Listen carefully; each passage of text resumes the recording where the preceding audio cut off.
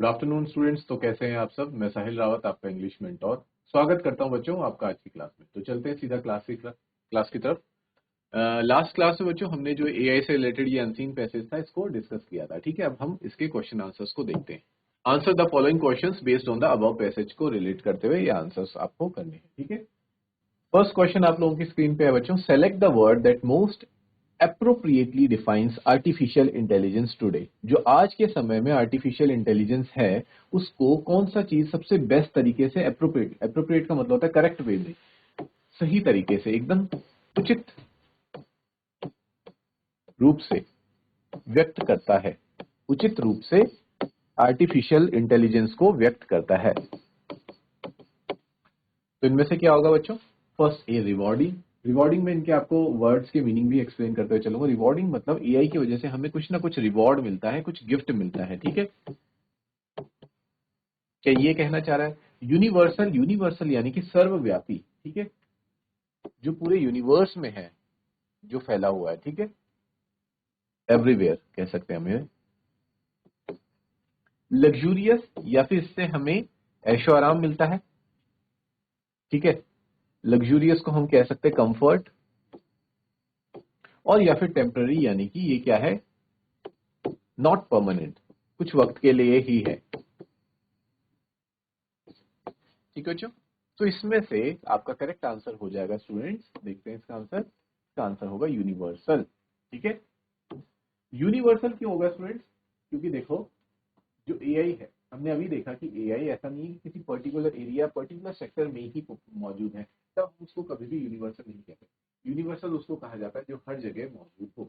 AI जो है पूरे विश्व में मौजूद है और हर जगह। हमने देखा भी था, एक लाइन थी जहां पे कहा जा रहा था कि इंडस्ट्री से लेकर, एजुकेशन से लेकर, हेल्थ केयर सिस्टम से लेकर एक नॉर्मल इंसान की लाइफ में तक एआई की मौजूदगी हाजिर है। ठीक है, तो इसीलिए इसका करेक्ट आंसर होगा यूनिवर्सल।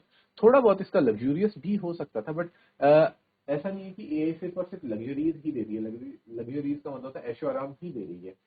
एआई और चीजों में भी हेल्प कर रही है, एजुकेशन में भी हेल्प कर रही है और दूसरे ऐसे सेक्टर्स में भी हेल्प कर रही है, जैसे एग्रीकल्चर जैसे सेक्टर्स में भी हेल्प कर रही है। तो हाँ, लग्जरीज जो हमारा है वो गलत हो जाएगा, इसलिए सबसे बेस्ट आंसर इसका होगा बच्चों यूनिवर्सल। ठीक है, करेक्ट है। ये आपको समझ आया, इसको नोट करो, इस आंसर को, इस क्वेश्चन को, आंसर को नोट करो बच्चों, समझो, और फिर हम देखते हैं next question. Okay students, next question देखते हैं। What is the connection between face recognition in school education and AI. School education में फेस रिकॉग्निशन और एआई का क्या आपस में क्या संबंध है। ठीक है, क्या कनेक्शन है।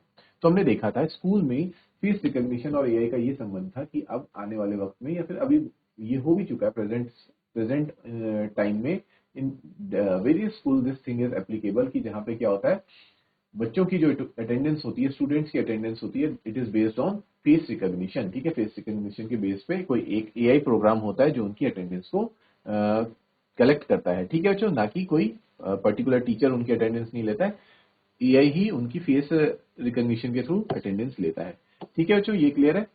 अब नेक्स्ट क्वेश्चन देखते हैं।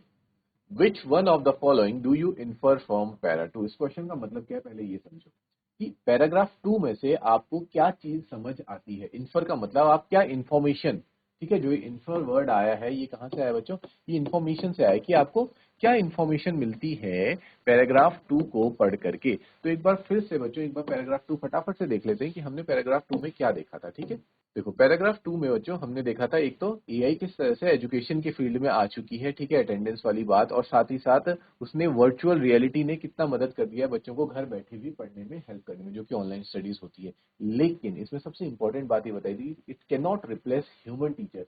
एक इंसानी टीचर को फिर भी एआई कभी भी पूरी तरीके से रिप्लेस नहीं कर सकता। वो एक टीचर को असिस्ट कर सकता है, वो टीचर्स की हमारी मदद कर सकता है, लेकिन हमें रिप्लेस नहीं कर सकता है कभी भी एआई, क्योंकि जो स्टूडेंट, एक शिष्य और छात्र और शिक्षक के बीच का संबंध होता है, चाहे वो कैसा भी संबंध हो, इमोशनल रिलेशन हो, जो भी हो, एक छात्र को एक शिक्षक ही समझ सकता है, और छात्र अपनी समस्या एक शिक्षक को ही अच्छे तरीके से समझा सकता है, जो कि कोई मनुष्य हो, ना कि किसी आर्टिफिशियल इंटेलिजेंस को से वो अपनी चीजें उतना नहीं समझ पाएगा, ना उतना रिलेट कर पाएगा। ठीक है, क्योंकि आर्टिफिशियल इंटेलिजेंस में किस चीज की कमी है बच्चों, और जो कि हमेशा रहेगी, that is of emotions. Emotions की कमी हमेशा एक रोबोट और एक आर्टिफिशियल इंटेलिजेंस में हमेशा रहने वाली है। ठीक है बच्चों, यहीं पे हम उनसे आगे निकल जाते हैं। ठीक है, तो इसका आंसर होगा, देख लेते हैं सारे ऑप्शंस एक बार और फिर जो हमें ठीक लगेगा हम उसे टिक करेंगे। तो पहला है ए, बोल रहा है कि school education will become a virtual engagement. ठीक है, ये बात भी ठीक है कि स्कूल एक वर्चुअल एंगेजमेंट बन जाएगा, लेकिन ऐसा कहीं पे भी उस पैराग्राफ में हमें देखने को नहीं मिला था। The teacher will be replaced by AI, कि एआई टीचर्स को, शिक्षकों को पूरी तरह से रिप्लेस कर लेंगे, ऐसा भी हमें कहीं नहीं देखने को मिला कि पैराग्राफ 2 में ऐसा लिखा हो। Human teachers will play a passive role in the classroom, और क्या ये कहा गया था कि human teachers passive role play करेंगे, एक इंपॉर्टेंट रोल प्ले करेंगे क्लासरूम में? नहीं, ये भी नहीं लिखा था। ह्यूमन टीचर्स आर इररिप्लेसेबल, क्या ह्यूमन टीचर्स को रिप्लेस नहीं किया जा सकता, ऐसा लिखा था? यस बच्चों, तो हमें उसमें यही लिखा गया था कि ह्यूमन टीचर्स आर इररिप्लेसेबल। भले ही एजुकेशन की फील्ड में एआई किसी भी हद तक आ जाए, लेकिन वो ह्यूमन टीचर्स को रिप्लेस नहीं कर सकती है, ऐसा पैराग्राफ 2 में लिखा गया था। इसलिए हमारा करेक्ट आंसर होगा बच्चों option D. Is it correct? यहां तक सभी को समझ आ रहा है? Okay, very good. Okay students, next answer देखते हैं। ठीक है, नेक्स्ट क्वेश्चन है स्टूडेंट्स आप लोगों के पास, share evidence from the text in about 40 words about how AI can support the field of education. कि मतलब आपको पैराग्राफ में से ही 40 वर्ड्स में अपनी आंसर को सपोर्ट करना है कि एआई कैसे एजुकेशन के फील्ड में सपोर्ट कर सकती है, हेल्प कर सकती है। तो इसका आंसर आप कुछ ऐसे लिखेंगे students, AI technologies assist teachers in the classroom, ये जो कि हमने पैराग्राफ में देखा भी था कि एआई टेक्नोलॉजीज क्या करती हैं, क्लासरूम में टीचर्स को असिस्ट करती हैं, यानी कि टीचर्स की मदद करती हैं। ठीक है, टीचर्स की मदद करती हैं, एक्सपेंड लर्निंग एट होम, और यहां तक कि अगर कोई बच्चा या किसी वजह से, जैसे कि लॉकडाउन के वक्त हुआ था कि स्कूल्स वगैरह कंटिन्यू नहीं हो पा रहे थे, तो ऐसे समय में क्या करती हैं, लर्निंग को घरों तक भी ले जाती हैं विद वर्चुअल रियलिटी एप्लीकेशन। जो एप्लीकेशंस होती हैं वर्चुअल रियलिटी वाली एप्लीकेशन, जिनके थ्रू आप टीचर से कनेक्ट हो सकते हैं, उनके थ्रू भी आपको हेल्प करती हैं। प्रोवाइड पर्सनलाइजेशन एट स्केल, और पर्सनलाइजेशन यानी कि एआई जो है हर बच्चे को पर्सनल लेवल पे गाइड कर सकता है, उसका भी ध्यान रखती है, कैसे? एक बड़े स्केल पे, at a large scale. Enhancing education at all levels, और इस तरह से एजुकेशन को हर लेवल पर, हर स्तर पर बढ़ावा दे सकती है। ठीक है बच्चों, ये आंसर क्लियर है आपको? इसको नोट करो फटाफट। अगला क्वेश्चन देखते हैं स्टूडेंट्स हम। देखो, आपके सामने क्वेश्चन है, the phrase stimulate execution in para 3 nearly means. ठीक है, स्टिमुलेट एग्जीक्यूशन एक बार देखते हैं पैरा 3 में कहां पे लिखा हुआ था। ठीक है, पैरा 3 में चलते हैं स्टूडेंट्स। यहाँ पे स्टिमुलेट एजुकेशन कहाँ लिखा था, एग्जीक्यूशन, स्टिमुलेट एग्जीक्यूशन, ये देखो बच्चों, artificial intelligence are aiming to stimulate execution. जहां पे मैंने आपको बताया था कि स्टिमुलेट का मतलब होता है किसी चीज को स्टिमुलेट करना। स्टिमुलेट मतलब हम चाहते हैं कि वो अपनी फंक्शनिंग करे, वो अपना काम करे, तो उसके लिए हम क्या करते हैं, उसको स्टिमुलेट करते हैं कि हाँ भाई अपना काम करो। ठीक है, उसको कहते हैं स्टिमुलेट करना, बढ़ावा देना। ठीक है, कहा जाता है ना, जैसे चिंगारी देना, किसी का आग को बढ़ाने के लिए चिंगारी देनी पड़ती है, उसी को कहा जाएगा बच्चों यहाँ पे स्टिमुलेट करना। ठीक है, तो वो इस एग्जीक्यूशन और डिसीजन मेकिंग को क्या कर रहा है, स्टिमुलेट कर रहा है, बढ़ावा दे रहा है, ताकि हम एआई भी ह्यूमंस की तरह, इंसानों की तरह एग्जीक्यूट कर पाए काम को और डिसीजंस ले पाए। ठीक है, तो आपको ये वाली टर्म का मतलब समझ आ गया। अब हम देखते हैं कि क्वेश्चन में क्या आखिर वो क्या पूछ रहा है। वो पूछ रहा है कि स्टिमुलेट एग्जीक्यूशन का इनमें से सबसे बेस्ट क्या होगा, करेक्ट ऑप्शन क्या होना चाहिए, क्या इसका मीनिंग होना चाहिए। अब पहला ऑप्शन आता है इमिटेट क्रिएशन। ये इमिटेट का मतलब होता है बच्चों कॉपी करना, यानी कि क्रिएशन, कोई चीज बनाई गई है उस चीज को फिर से कॉपी करना, किसी की बनावट को उतारना। ठीक है, तो क्या ये मतलब था स्टिमुलेट एग्जीक्यूशन का? नहीं, ये नहीं होगा। सेकेंड है बच्चों स्ट्रेटेजाइज डिस्ट्रक्शंस, मतलब डिस्ट्रक्शन, तबाही को स्ट्रेटेजाइज करना, उसकी स्ट्रेटेजी बनाना। नहीं, ये भी नहीं था इसका मतलब। शेक इन्वेंशंस, जो इन्वेंशंस हो रहे हैं उनको शेक कर देना, पूरी तरह से हिला देना।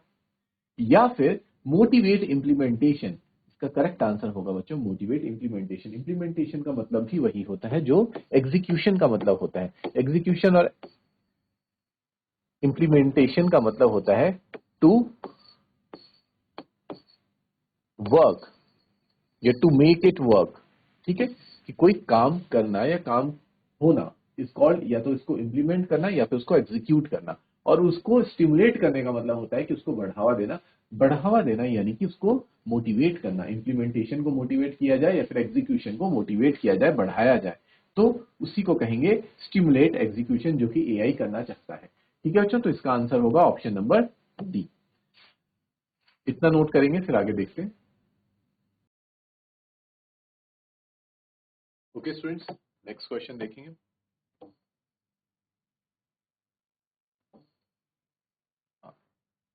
अगला क्वेश्चन है आपकी स्क्रीन पे, with evidence from the text, यानी कि टेक्स्ट से एविडेंस के साथ आपको बताना है, एक्सप्लेन इन 40 वर्ड्स, 40, देखो जो आपको 40 वर्ड्स की जो आपको क्या दी गई है, वर्ड लिमिट दी गई है, आपको ध्यान रखना है कि आप इस वर्ड लिमिट को क्रॉस ना करें।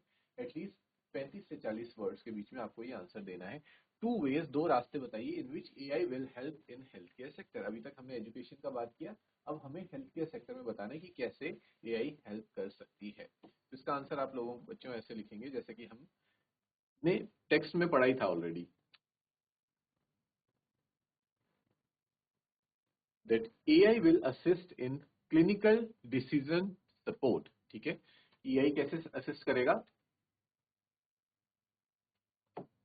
क्लिनिकल डिसीजन रिपोर्ट सपोर्ट में हेल्प करेगा, पेशेंट को मॉनिटर करने में हेल्प करेगा, एंड कोचिंग, साथ ही साथ मैंने बताया था ना कि किस तरह से पेशेंट्स को कोच किया जाएगा, उनको समझा ट्रेन किया जाएगा कि उनको अपनी हेल्थ केयर का ध्यान, हेल्थ केयर कैसे करनी है, अपना हेल्थ का स्वास्थ्य का ध्यान कैसे रखना है। It also helps in surgery with automate, surgery में भी हेल्प करेगा ऑटोमेटेड डिवाइस की मदद से। And manages health care systems, और हेल्थ केयर सिस्टम को मैनेज करेगा कैसे? By predicting patient at risk, कि कौन सा पेशेंट कब रिस्क में है, इस तरह से हेल्थ केयर सिस्टम में ये अपनी महत्वता दिखाएगा। सपोर्टिंग सर्जरीज विद रोबोटिक्स, और सर्जरीज को सपोर्ट करेगा किसकी मदद से? रोबोटिक्स की मदद से, रोबोट्स की मदद से सर्जरीज में भी डॉक्टर्स की ये सहायता करेगा। ठीक है बच्चों, तो हेल्थ केयर सिस्टम का आंसर आपके पास ये रहा। Okay students, let's see the next question. According to the passage, why does the author conclude that people's relationships with machines will become more personalized? क्यों? ये हमने लास्ट पैराग्राफ में देखा था कि ऐसा क्यों कहा गया है पैसेज के अकॉर्डिंग कि जो एआई का है, आर्टिफिशियल इंटेलिजेंस का और मशीन्स का जो रिलेशन होने वाला है इंसानों के साथ, वो और ज्यादा पर्सनलाइज्ड होने वाला है।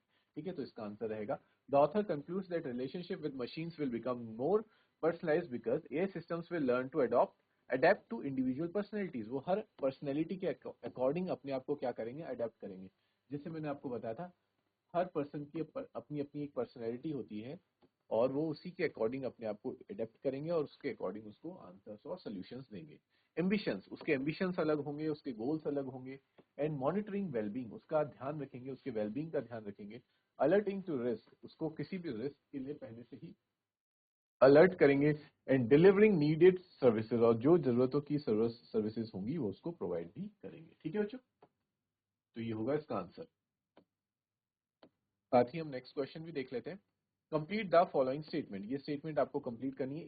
AI will make the commercial supply chain smoother by, कि एआई जो कमर्शियल सप्लाई चेन होती है, कमर्शियल सप्लाई चेन यानी कि बच्चों जैसे कि कमर्शियल जिन चीजों को बेचा जाता है, जैसे फैक्ट्री की कोई भी प्रोडक्ट हो गया, जितने सारे प्रोडक्ट मार्केट में अवेलेबल हैं, उसकी जो सप्लाई चेन है, ठीक है, वो कहाँ बन रही है, कहाँ मैन्युफैक्चर हो रही है, कहाँ पैकेजिंग हो रही है उसकी, और कहाँ पे वो एज अ होलसेल वो जाएगी, फिर वहां से रिटेलर्स के पास जाएगी, मार्केट्स में आएगी। ठीक है, तो ये जो है पूरी की पूरी एक चेन है, इसमें एआई कैसे हेल्प कर सकती है इस चेन को और ज्यादा स्मूथ बनाने के लिए, ताकि जो फ्लो है प्रोडक्ट का वो और इजिली मेंटेन रहे। ठीक है, तो इसका आंसर आप लिखेंगे students, delivering online purchases through flying drones, जो कि हमने पैसेज में भी देखा था कि क्या होता है, कई बार डिलीवरी जो होती है वो डिले हो जाती है, एक जगह से दूसरी जगह पहुंचाने में बहुत सी चीजें दिक्कतें परेशानी आती हैं, लेकिन अगर डिलीवरी होगी फ्लाइंग ड्रोन्स के थ्रू या फिर सेल्फ ड्राइविंग ट्रक्स के थ्रू, जिसमें कि आपको मैं इंसान की भी जरूरत नहीं पड़ेगी। ठीक है, क्योंकि बिकॉज हमने देखा था ह्यूमंस की क्या है कैपेसिटी है, ठीक है, जैसे मान लीजिए कोई ड्राइवर है, ठीक है, तो ज्यादा से ज्यादा 10 घंटा 12 घंटा ही लगातार ड्राइव कर सकता है, उसके बाद उसको रेस्ट करने की जरूरत है। बट यहाँ पे अगर सेल्फ ड्राइविंग ट्रक होंगे तो वो क्या करेंगे बच्चों, एक सिस्टम होगा, ठीक है, उसमें वो ड्राइवरलेस होगा, और वो जितना भी आप चाहें उसको चार्ज करके फिर दोबारा से आप कंटिन्यू कर सकते हैं। तो इसमें आपका जो डिले टाइम है वो भी कम हो जाएगा, और रोबोट्स की मदद से आप अपनी जो डिलीवरी है उसको या सप्लाई चेन है उसको और ज्यादा स्मूथ बना सकते हैं। क्लियर बच्चों? अब अगला क्वेश्चन देखते हैं। Read the 5 headlines given below, आपके पास नीचे 5 हेडलाइंस दी गई हैं, इनको आपको रीड करना है एक एक करके।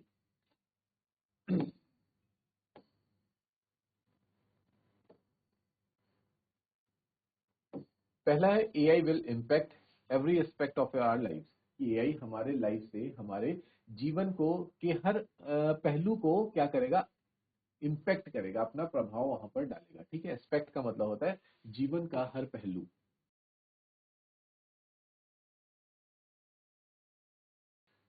हर चीज में एआई की मौजूदगी रहेगी, ये फर्स्ट स्टेटमेंट कहना चाह रही है। Second statement, AI will be a boon to the medical practitioners. जो मेडिकल प्रैक्टिशनर्स होते हैं यानी कि जो डॉक्टर्स वगैरह रहते हैं, उनके लिए एक बून की तरह साबित होगा। बून आप लोगों को पता है बच्चों किसे कहते हैं, वरदान को। ठीक है, it will be very useful for them, एक तरह से वरदान उनके लिए कहलाएगा। थर्ड है, social relationships will be controlled by AI. जो सामाजिक रिश्ते हैं उनको भी एआई कंट्रोल करेगा काफी हद तक। ठीक है, थर्ड स्टेटमेंट हमारी ये कहती है। फोर्थ स्टेटमेंट है जो स्टूडेंट्स, वो क्या कहती है, AI is a major reason for rising unemployment today. यानी कि एआई के वजह से जो आज के जमाने में, आज के समय में बहुत ज्यादा जो बेरोजगारी बढ़ चुकी है, बेरोजगारी का जो स्तर है वो काफी हद तक बढ़ चुका है। उसके पीछे कौन रिस्पॉन्सिबल है बच्चों, उसके पीछे एआई रिस्पॉन्सिबल है। ठीक है, ये कहता है हमारा फोर्थ स्टेटमेंट। फिफ्थ स्टेटमेंट देखते हैं, factory owners will not use AI for fear of its unpredictability. कि जो फैक्ट्री के ओनर्स हैं, ठीक है, जो फैक्ट्री मालिक हैं, वो लोग एआई का इस्तेमाल नहीं करेंगे। क्यों इस्तेमाल नहीं करेंगे, क्योंकि ये बहुत ही ज्यादा अनप्रिडिक्टेबल है, इसको प्रिडिक्ट नहीं किया जा सकता कि इसमें क्या होगा। ठीक है, इसमें संशय है। तो आपसे पूछा जा रहा है, identify the option that displays the headlines that does not correspond with occurrences in the passage. कि पैसेज में इन स्टेटमेंट्स में से किस स्टेटमेंट के बारे में बात जिक्र नहीं किया गया है, उन स्टेटमेंट को हमें हाईलाइट करना है। ठीक है बच्चों, तो इसमें होगा आपका, क्योंकि जो फर्स्ट स्टेटमेंट है कि एआई हमारे जीवन के हर पहलू में महत्व रोल निभाता है, ये करेक्ट है, एकदम करेक्ट है ये, क्योंकि हमने पैसेज में भी ये बात देखी थी। AI will boon medical practitioners के लिए वो बून की तरह, वरदान की तरह काम करेगा, ये स्टेटमेंट भी करेक्ट है। थर्ड स्टेटमेंट आ जाती है कि social relationships will be control by AI. यानी कि जो सामाजिक रिश्ते हैं वहां पे भी एआई कुछ ना कुछ अपना रोल निभाएगा, वहां उसको भी कंट्रोल करने की कोशिश करेगा। तो ये स्टेटमेंट भी हमने पैसेज में देखी थी, इसलिए ये भी करेक्ट है। लेकिन जो फोर्थ और फिफ्थ स्टेटमेंट थी बच्चों, कि एआई अनएम्प्लॉयमेंट का एक मेजर रीजन है, हाँ हो सकता है कि वो रीजन हो, लेकिन ऐसा अनसीन पैसेज में कहीं पे भी मेंशन नहीं था। ठीक है, और नेक्स्ट स्टेटमेंट थी आपकी कि फैक्ट्री ओनर्स उसको कभी भी यूज करने से मना हिचकिचाएंगे, और बिकॉज ऑफ इट्स अनप्रिडिक्टेबिलिटी के लिए उसको वो करेंगे। तो ये जो फोर्थ और फिफ्थ ऑप्शन है बच्चों, ये दोनों के दोनों कैसे ऑप्शन है, they were not in the passage, तो इसको हम अपना आंसर लिखेंगे।